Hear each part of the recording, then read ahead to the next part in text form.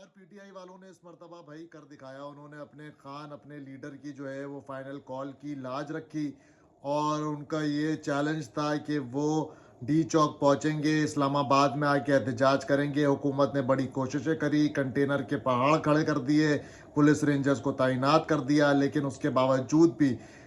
جو ہے وہ پی ٹی آئی کے کارکنان پہنچے اسلام آباد بھی. انہوں نے تمام تر کنٹینرز کو ہٹایا, تمام تر مشکلات کو سہا, شیلنگز کا جو ہے وہ انہوں نے سامنا کیا. اس کے علاوہ جو ہے وہ گولیاں برسائی گئیں, اس کا سامنا کیا, اور ہزاروں لوگ جو ہیں وہ اس ٹائم ڈی چوک کے میں موجود ہیں, اور وہاں پہ ایک کشیدگی جو ہے وہ جاری ہے حکومت کے درمیان اور مظاہرین کے درمیان, اور آمنے سامنے ہیں پولیس رینجرز بھی اور پی ٹی آئی کے مظاہرین بھی. پی ٹی آئی کی جانب سے بار بار یہ کہا جا رہا ہے اپنے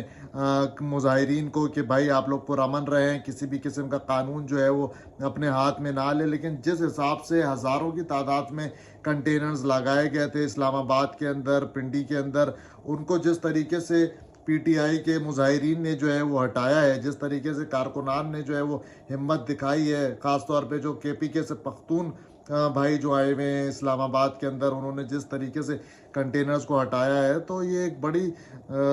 مختلف قسم کی صورتحال ہے. بڑا جوش و ولولہ لوگوں کے اندر دکھائی دے رہا ہے, اور جیسے جیسے اب لوگ دیکھ رہے ہیں کہ اسلام آباد میں ہزاروں لوگ آ چکے ہیں, تو لوگوں کا کانفیڈنس بھی بڑھ رہا ہے, اور جو لوگ اپنے گھروں کی حد تک موجود تھے وہ بھی اب پی ٹی آئی کے سپورٹرز باہر نکلنے کی تیاریاں کر رہے ہیں اور باہر نکل رہے ہیں. تو جتنے بھی حکومت کے دعوے تھے سب دھرے کے دھرے رہ گئے. سب بڑی بڑی باتیں کی جا رہی تھی کہ بھائی کوئی ڈی چوک نہیں پہنچ سکتا, جو ڈی چوک پہنچے گا اس کو